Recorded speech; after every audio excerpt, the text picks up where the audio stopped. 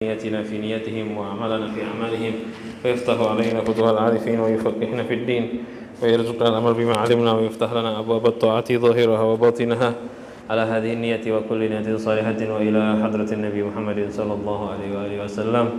الفاتحة. من الشيطان الرجيم. بسم الله الرحمن الرحيم. الحمد لله رب العالمين مالك يوم الدين إياك نعبد وإياك اهدنا الصراط المستقيم صراط الذين أنعمت عليهم غير المغضوب عليهم ولا الضالين آمين.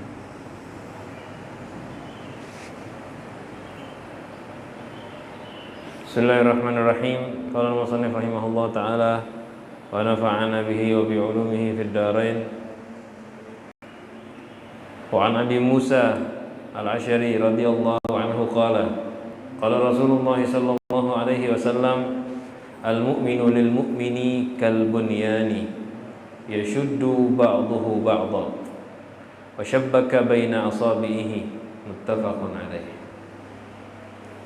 Hadis pertama pada bab mengagungkan muslimin dan penjelasan hak-hak pentingnya kasih sayang kepada orang-orang Islam. Sudah bersama-sama kita baca ayat yang disampaikan oleh Al-Imam Nawawi. Lalu sekarang hadis pertama tentang bab ini diriwayatkan dari Sayyidina Abu Musa al-Asy'ari radhiyallahu anhu. Rasulullah SAW bersabda, al-mu'minu lil-mu'mini kal-bunyan. Orang mukmin dengan orang mukmin yang lain keadaannya itu seperti bunyan, bangunan. Jadi sesama orang muslim, kita ini satu sama lain seperti bangunan, seperti rumah ini, seperti masjid seperti ini. Apanya yang seperti masjid? Ya syuddu ba'duhu ba'dha, saling mengokohkan satu sama lain, saling menopang, saling memperkuat. Begitulah sifat orang mukmin. Semua itu golongan apapun sama, nggak ada yang terpisah. Kayak misal bangunan kan ada tiang, ada dinding, ada jendela, itu semua saling mengikat. Begitu juga orang mukmin, semua golongan, ada yang alim, ada yang tidak alim, ada yang kaya, ada yang miskin, ada yang segala macam. Itulah gunanya mereka itu, saling memperkuat, saling mengokohkan, dan mereka semua saling perlu. Nggak ada yang bisa berdiri dengan sendirinya. Begitu orang mukmin. Jangan cuma dibilang misal kayak gini ya. Kalau ini sering kita dengarkan kan, orang yang tidak alim perlu ulama. Itu kan udah jelas. Orang alim pun perlu dengan orang-orang yang tidak alim. Kenapa? Ilmunya mau manfaat bagaimana? Kalau nggak ada yang punya ilmu, apa kalau nggak ada yang tidak punya ilmu, semuanya alim juga, gimana bisa manfaat ilmunya? Jadi orang alim pun seperti itu. Apalagi kita sesama muslim biasa yang nggak ada ngerasa lebih pintar, yang tidak. Kita ini sering lupa ini ya. Kita ini satu sama lain bagaikan bangunan. Kita nggak bisa dipisahkan. Dan semua itu saling memerlukan dalam keadaan apapun. Jangan ingat hadis ini kalau nunggu kepepet. Seringnya kita ingat hadis ini nunggu kepepet, baru ingat hadis ini. Di masa normal lupa. Kita muslimin harus bersatu, nunggu ada masalah. Kalau nggak ada masalah, tidak mau bersatu, biasa saja. Ittaqillaha fir rakha ya'rifka fisyiddah. Takwa kepada Allah artinya ngerjakan perintah Allah, salah satunya ini. Bersatu itu kapan? Firrakha, ketika masa santai, masa tenggang, nggak ada masalah apa-apa, muslim bersatu. Nanti ketika ada musibah, Allah mengenal kita. Nunggu ada musibah dulu baru bersatu, terlambat. Persatuannya kadang-kadang bisa nggak berguna nanti. Yang begini hadirin sekalian, Rasulullah SAW memberikan gambaran bagi kita semua. Seorang mukmin itu bagi apa? Seperti satu bangunan yang saling menopang. Ya, artinya kita disuruh saling tolong menolong. Nggak bisa ini dihilangkan, nggak bisa. Semua itu seperti satu bangunan, bahkan dengan cara yang berbeda-beda. Misal, kayak contoh misal dalam berdakwah, ada yang dakwah dengan cara keras, ada yang dakwah dengan cara lemah lembut. Itu dua-duanya bagus, tergantung kerasnya sesuai syariat apa enggak, lembutnya sesuai syariat apa tidak. Misal contoh kayak gini, ada satu ulama ceramah ngomong, hadirin sekalian, hati-hati sampean semua masuk neraka loh. Ceramahnya menakut-nakuti terus. Ini gimana hukumnya? Bagus. Karena kadang-kadang kita tuh kalau nggak ditakut-takutin kurang ajar. Kalau nggak diberi ancaman santai. Satunya lagi adem ayam. Insya Allah kita semua kumpul di sini masuk surga. Nyebut neraka aja hampir nggak pernah. Misal. Yang ini keras lantang, yang ini lemah lembut. Begitu memang bangunan tuh kayak gitu. Ada bagian-bagian yang keras, ada bagian yang tertutup seperti dinding ini harus ketutup. Ada yang jendela yang transparan. Nah begitu juga ulama, begitu juga harus macam-macam. Kenapa? Kita perlu itu, dua macam itu perlu. Sesekali ditakuti, sesekali dikasih harapan. Yang penting nakut-nakutinya wajar sesuai aturan Rasulullah. Harapannya juga wajar sesuai aturan Rasulullah Shallallahu Alaihi Wasallam. Dulu dalam sebuah peperangan, ketika Islam berhasil menang, dapat beberapa tawanan.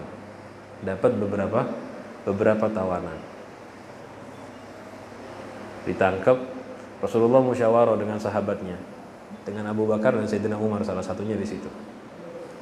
Sayyidina Umar langsung ngasih saran, kita bunuh mereka semua ya Rasulullah. Nggak ada yang mau tobat ini. Tawanan ini yang ditangkap nggak ada yang mau bertobat. Kita habisi mereka semua ya Rasulullah. Lalu Sayyidina Abu Bakar ngasih saran lain, ya Rasulullah, yang bisa mengajar, kita kasih hukuman ngajar umat Islam yang belum bisa baca.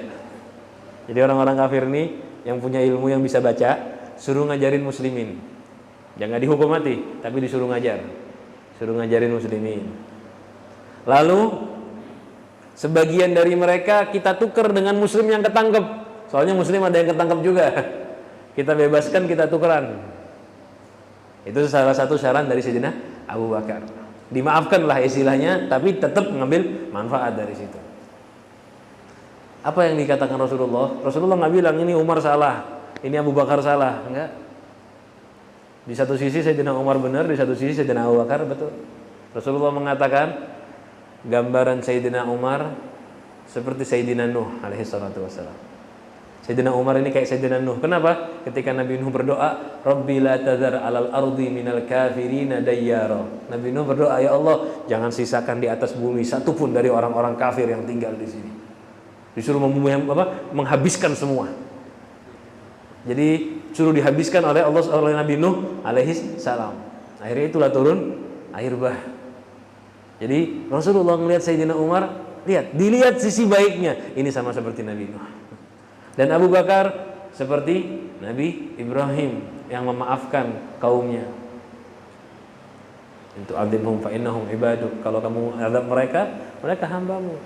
Wa in taghfir lahum, jika kamu mengampuni mereka, innaka antal ghafurur rahim, karena sesungguhnya engkau Maha Pengampun dan Maha Penyayang. Lihat ya. Dua-duanya betul. Cuma saat itu yang dipakai oleh Rasulullah SAW syawaranya sarannya Sayyidina Abu Bakar As-Siddiq. Nah dilihat, begitu orang muslim, semua itu seperti satu bangunan. Ya, saling memerlukan, saling tolong menolong, saling mengingatkan dari segi agama. Wa syabbaka baina asabihi, dan Rasulullah tashbik, ini apa namanya? Menyilangkan ya jari-jarinya. Ini loh, kasih gambaran muslimin tuh kayak gini.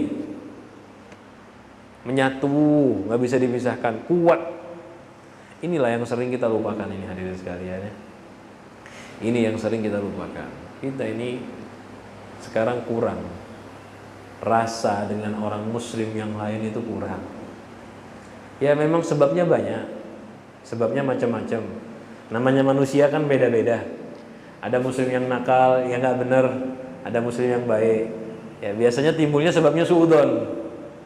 Mau dekat sama orang, mau ngebantu orang, takut. Kenapa? Ini takut orang jahat. Ya ada sebabnya bermacam-macam. Kita mulai menghilangkan itu dari diri kita terlebih dahulu. Ini coba kita dilihat nih kayak sekarang ini hari sekalian, biar kumpul di suatu masjid kayak begini. Dimulai kenal, bantu orang-orang yang di sekitar, yang kenal di satu jamaah, bersatu sungguh-sungguh. Ingat ya, bersatu itu bukan buat apa-apa loh. Bukan untuk urusan dunia, uang, bukan.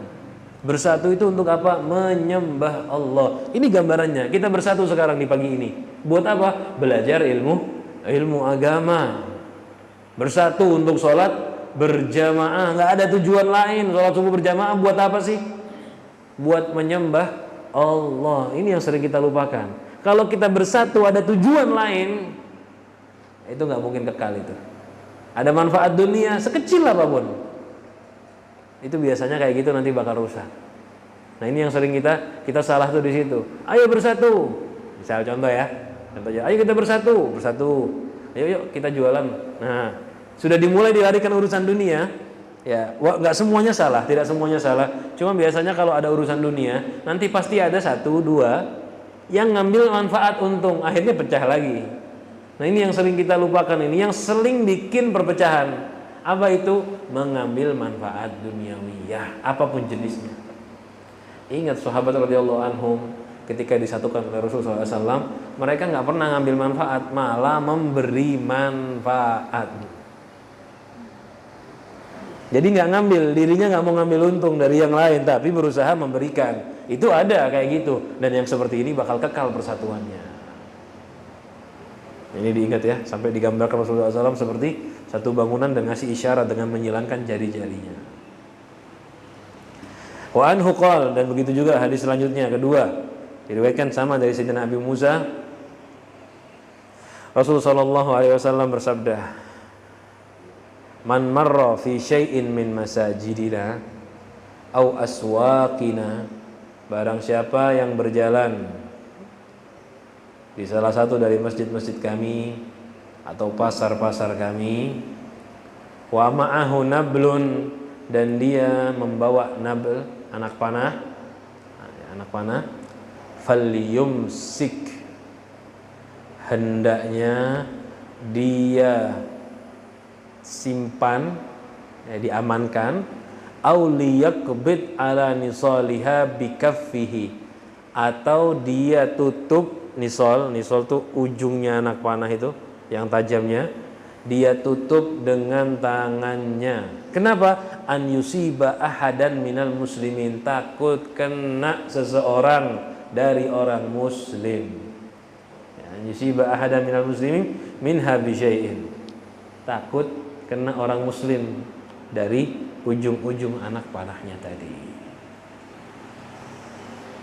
Ini pengagungan kepada orang Islam, menjelaskan haknya muslim. Apa itu? Di hadis ini dijelaskan, kita harus berusaha mengamankan muslim yang lain dari gangguan kita. Kita harus berusaha mengamankan orang muslim yang lain dari gangguan kita.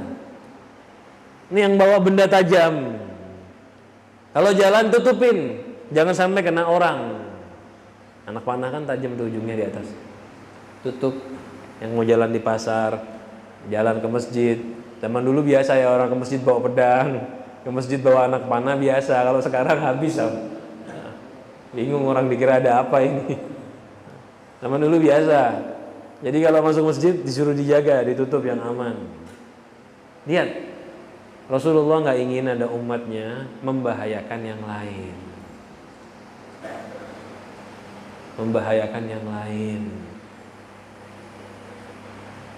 Nah ini perlu kita perhatikan ya. Ini satu contoh aja, anak panah. Anak panah ini satu contoh aja.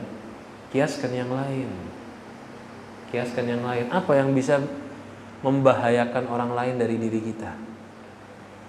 Mengganggu orang, walaupun mungkin gak melukai, tapi bikin gangguan. Kurangin, amankan, tutupin. Ada misalnya ini kan contohnya anak panah kan tajam. Ada yang lebih tajam dari anak panah tapi sering kita nggak sadarin. Apa itu? Lisan kita. Ini lebih tajam dari anak panah ini. Kalau anak panah luka dikasih obat beberapa hari sembuh. Kalau tajamnya lisan luka bertahun-tahun kadang-kadang tidak sembuh. Kadang-kadang sampai mati ya. Sampai 7 turunan diingat. Gimana ceritanya ya? Sudah mati ya selesai. Tapi kadang-kadang ada orang begitu sampai 7 turunan ulun gak bakal lupa. Kayak gimana? Memang benar karena pedihnya itu lisan. Jaga, jangan sampai kita membahayakan muslim yang lain. Ini bukan ngenakan ya. Ini bukan mengena, bukan nusuk, bukan. Suruh nutup mengamankan biar tidak kena. Larangannya Rasulullah, ayo jangan sakitin orang. Bukan begitu loh ini di hadis ini. Tutup biar tidak nyakiti orang, takut menyakiti orang. Ini hati-hati di jalan, hati-hati di masjid, di pasar. Jangan sampai kita mengganggu orang lain. Di jalan, naik sepeda motor, naik mobil itu termasuk hati-hati. Jangan ganggu orang, jangan membahayakan orang, termasuk loh. Kebut-kebutan misal. Nah, kebut-kebutan yang gak wajar ya. Itu kan membahayakan orang. Termasuk di sini. Kalau di situ ada orang yang biasa lewat, muslimin banyak di situ. Ya, dan memang jalanan umum kan bahaya. Sampai kadang-kadang orang kampung sampai bertulis-tulis macam-macam itu. Kenapa? Takut membahayakan anak-anaknya, keluarganya. Nah, itu kita niatkan itu. Jangan lakukan itu. Kenapa? Menghormati orang-orang muslim saudara kita. Rasul sudah ngasih contoh. Bahkan suara juga termasuk itu. Dulu saya dengarkan ya beberapa waktu yang lalu sampai guru kita nyengat ceramah. Beliau ngasih contoh ganggu muslim seperti pakai kendaraan yang pakai suara kencang, apa knalpotnya ya.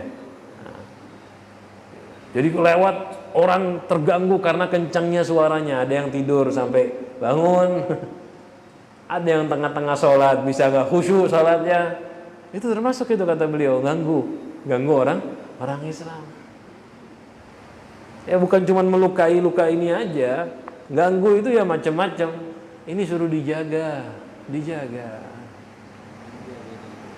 Anak-anak kita dijaga.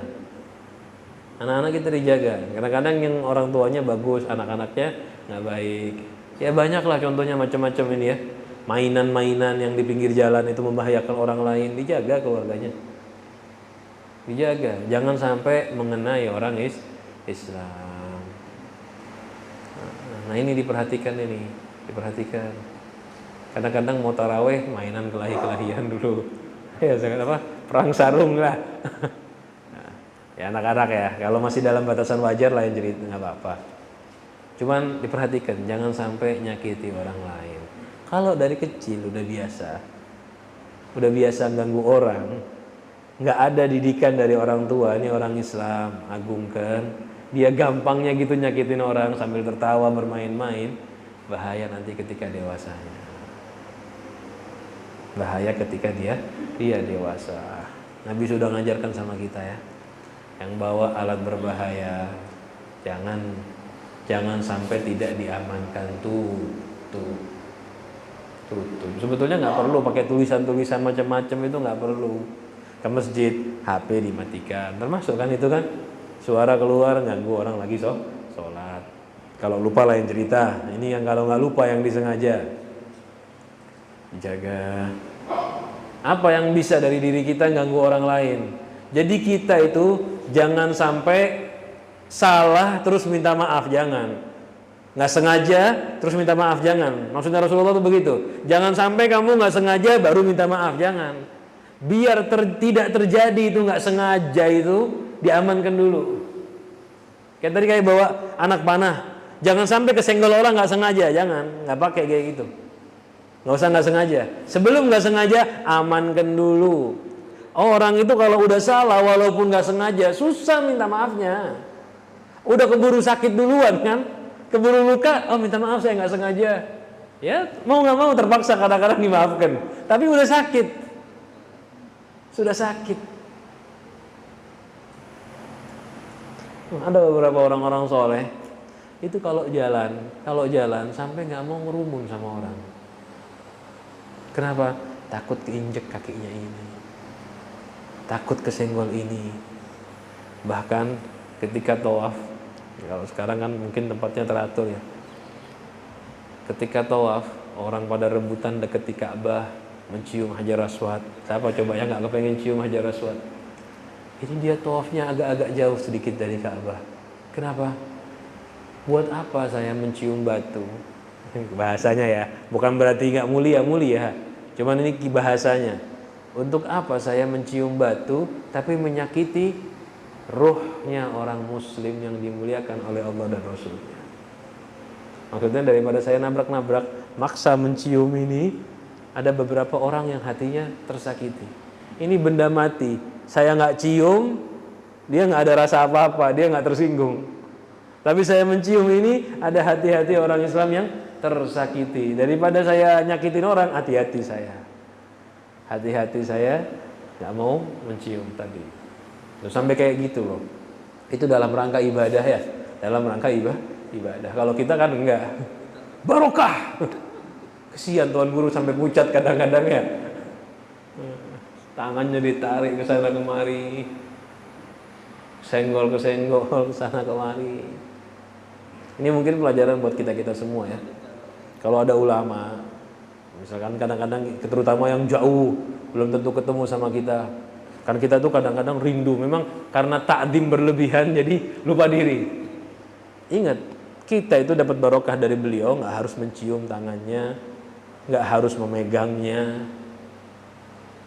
Yang dapat berkah utama apa? Dengarkan nasihat, ikuti. Itu yang diingat sama beliau di akhirat nanti, itu yang bakal ditolong. Jadi kalau bisa, terutama jamaah masjid di sini, misal ada tuan guru ulama besar datang, alih-alih pian kepengen dapat barokah banyak, jangan salamannya, ngasih baris dijaga. Sebetulnya nggak perlu ya ulama kita, oh ya jaga amankan. Coba gambarannya ini ya, dari satu sisi kita lihat ya. Kalau dari sisi takdim lain, ini dari satu sisi kita lihat, amankan tuan guru. Ini yang hadir ini mau nyakitin apa mau menghormatin? Sampai tuan guru dipegang diamankan, betul tidak? Harus dipegang, bikin pagar betis. Kemana kita? Kita ini mau menghormati mereka atau mau nyakiti mereka? Kok sampai harus diamankan kayak gitu? Ini jamaah yang ke masjid mau dengarkan ceramah apa mau mukulin gurunya? Sampai kayak begitu. Nah itu kita kurang rasa begitu. Memang dari satu segi takdim bagus saja. Kalau ini tergantung niatnya ya. Saya nggak bilang itu jelek. Niatnya kita bagus. Mau ngambil berkah, mau ini, mau itu. Tapi kalau bisa jangan sampai menyakitin. Itu yang gurunya. Kadang-kadang sampai terganggu. Apalagi orang-orang yang lain. Minggir, saya mau salaman. Dorong-dorong ke sana kemari semuanya dilukai. Ya. Nah, jangan. Barokah itu lebih besar. Bukan dari segi menyentuh ini itu. Makanya sampai ada cerita lucu kan. Nah, ada satu tuan guru dimintai barokah sama muridnya, dicabut satu jenggotnya dikasih muridnya. Terus satunya lagi, guru kok nggak dikasih? Minta juga, kasih lagi satu. Pulang majelis habis jenggotnya tuan gurunya. Semua minta. Nah ini yang seperti tadi. Gambaran ringkasnya, kita disuruh jangan sampai menyakiti orang lain. Siapapun orangnya, mau ulama, bahkan orang yang kita anggap hina sekalipun, usahakan jangan. Lihat, Rasulullah ngasih gambaran dua di sini. Yang jalan di masjid, yang jalan di pasar. Berarti masjid ini kan tempat orang-orang yang dicintai oleh Allah, tempat yang sangat dicintai oleh Allah. Jangan sampai nyakitin orang. Begitu juga gambaran kedua, au aswakina, ataupun di pasar. Ini udah gambaran jelas dari Rasulullah. Bukan berarti kita sopan, kita aman di masjid aja, bukan. Bahkan di tempat yang katanya paling dibenci oleh Allah, pasar, suruh jangan sampai ganggu nyakiti orang lain. Berarti nggak ada bedanya orang muslim yang mulia atau muslim yang dianggap hina, nggak ada bedanya. Selanjutnya Rasul sallallahu alaihi wasallam bersabda dari Sayyidina Nu'man bin Bashir radhiyallahu anhuma, qala Rasulullah sallallahu alaihi wasallam, "Matsalul mu'minina fi tawaddihim wa tarahumihim wa ta'atufihim."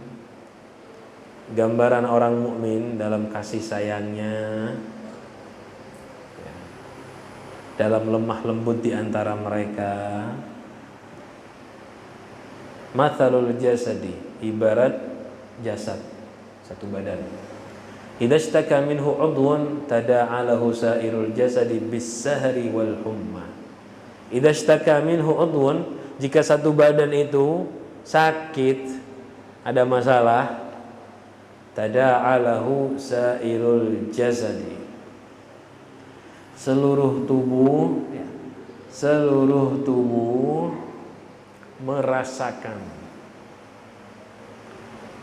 ya, seluruh tubuh merasakan pedihnya. Bisa hari bangun malam nggak tidur, wal hummah, dan ikut-ikutan panas. Jadi kalimat tada'a ini, ya, tada'a artinya merasakan sama sakit. Badan kita ini, pian pernah ketusuk paku di kaki pian? Ya, banyak kan dari kita pernah ketusuk paku di kaki.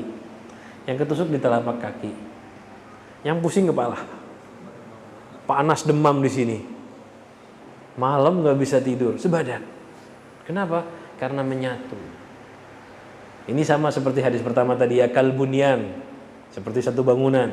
Cuman ini lebih spesifik lagi, seperti satu jasad. Kalau satu anggota tubuh kena sesuatu yang menyakitkan, sebadan sakit.